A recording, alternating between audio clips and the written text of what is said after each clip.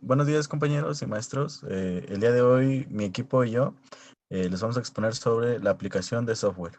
Mi equipo está conformado por Juan Jin, Jonathan, Teresa, Jordi y yo, su servidor.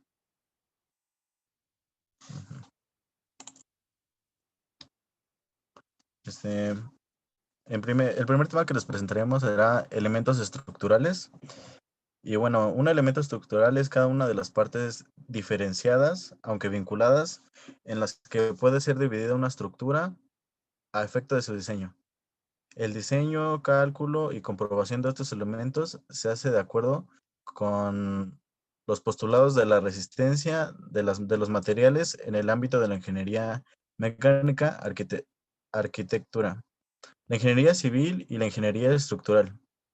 Por último, en el caso de las construcciones, estos tienen nombres de los que los identifican claramente. Básicamente, los elementos estructurales pueden tener estados de tensión,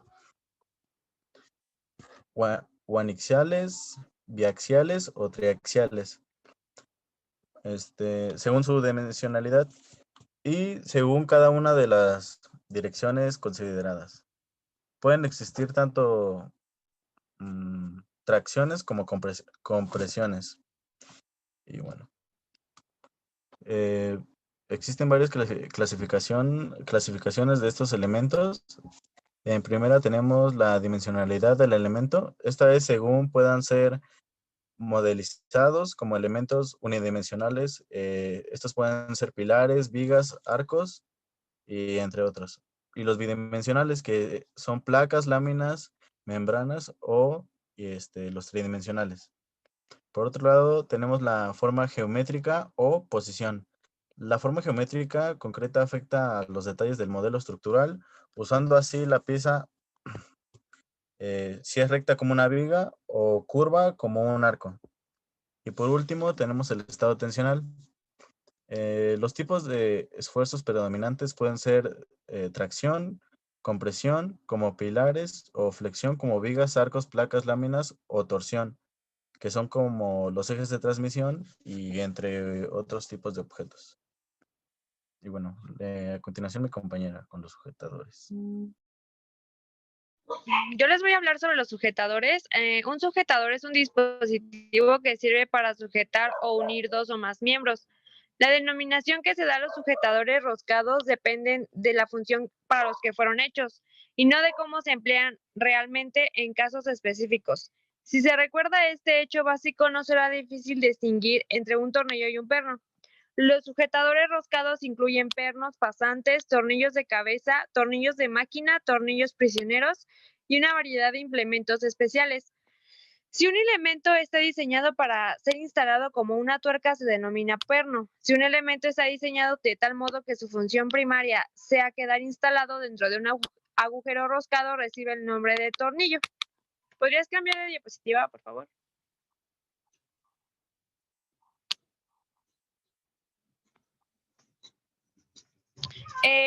En los tipos de roscas tenemos el tornillo de unión. Este se utiliza para la unión de dos piezas como la tuerca. El tornillo pasante, este es un tornillo que atraviesa la pieza a unir sin roscar en ninguna de ellas. Y los espárragos, es una varilla roscada en los dos extremos sin variación del diámetro. Tornillos prisioneros, es una varilla roscada por uno o dos extremos, se realiza entre la tuerca y el tornillo.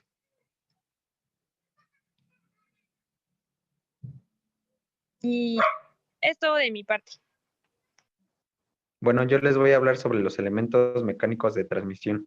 Son aquellos que transmiten movimiento o lo regulan. Generalmente las direcciones las dan bandas y poleas. Dentro de estos elementos entran los engranajes, las levas y las poleas. Los engranajes son ruedas dentadas al mecanismo utilizado para transmitir potencia de un componente a otro de una máquina. Están formados por dos ruedas dentadas, de las cuales la mayor se denomina corona y la menor piñón. Bueno, la clasificación de los engranajes son engranaje cilíndrico, que tiene ejes paralelos y que se cruzan. Los otros son los engranajes cónicos, que son para ejes que se cortan y se cruzan. Y por último, los tornillos sin fin y rueda helicoidal, que son para ejes octagonales.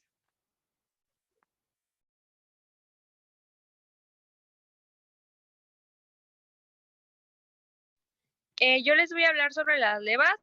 Las levas son un dispositivo mecánico con una superficie o garganta que controla el movimiento de otra pieza, conocida como un seguidor. Las levas convierten el movimiento giratorio en un movimiento lineal. Existen varios tipos de levas, como las levas frontales, que son discos planos y la forma controla el movimiento del seguidor. Las levas acanaladas son discos planos con ranuras, donde las ranuras controlan los movimientos del seguidor. Y las levas cilíndricas son cilindros con ranuras donde estas controlan el movimiento del seguidor. Y como algunos seguidores de levas tenemos de cuchilla, de cara plana y de rodillo.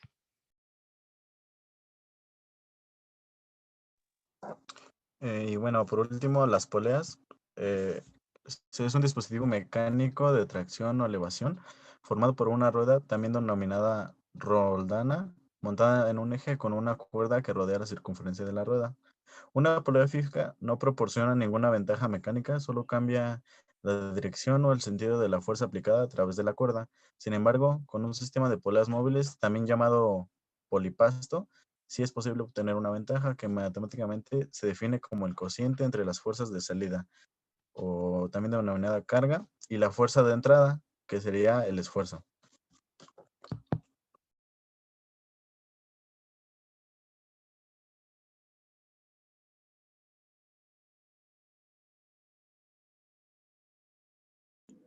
Bueno, el siguiente es dibujo de trabajo.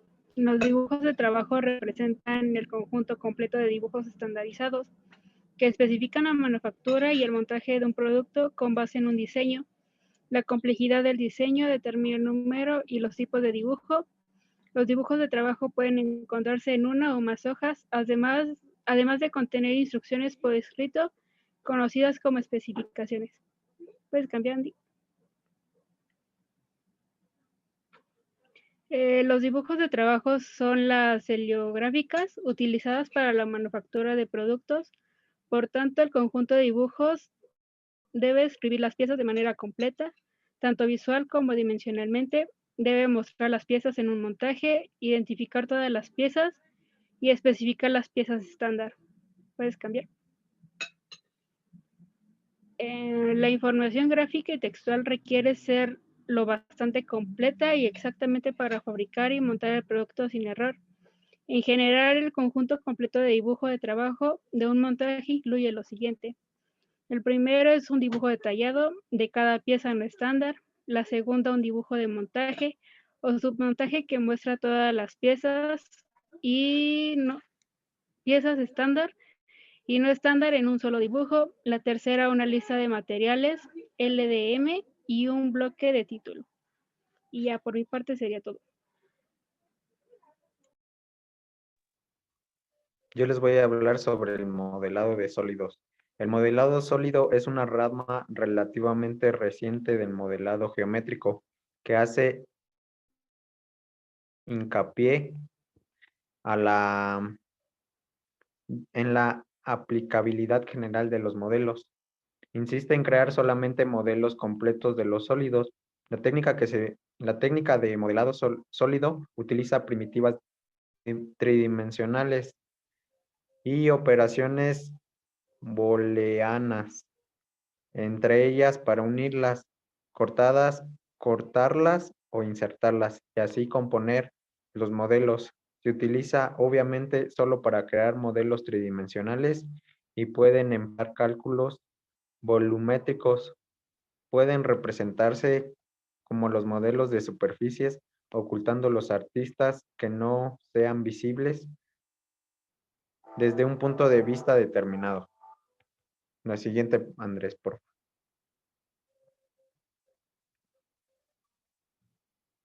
Los requisitos de un modelo de representación de sólidos son precisión.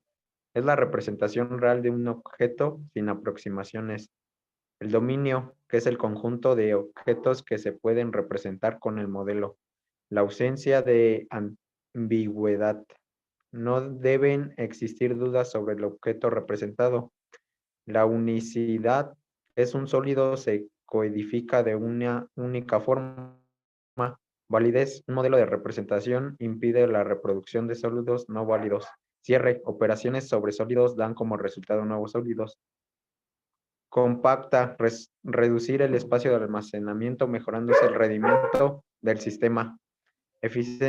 Eficiencia algoritmos eficiente en el cálculo de las propiedades físicas de los sólidos, así como su representación en pantalla.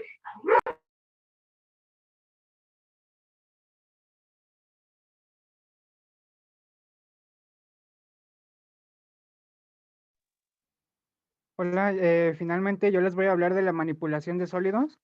La manipulación de sólidos se entiende como un proceso observable en distintos campos en donde se hará referencia a continuación, en donde se expresa la capacidad funcional del proceso en el que interviene el ecosistema en todo tipo de ecosistema de fabricación, conservación, transporte y de seguridad.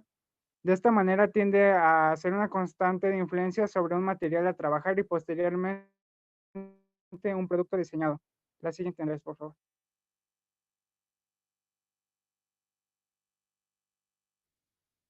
Diseños y sistemas.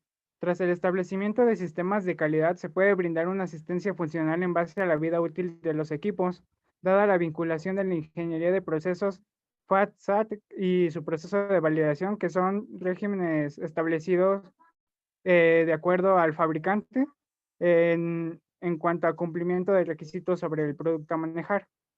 La siguiente, Andrés. Por favor.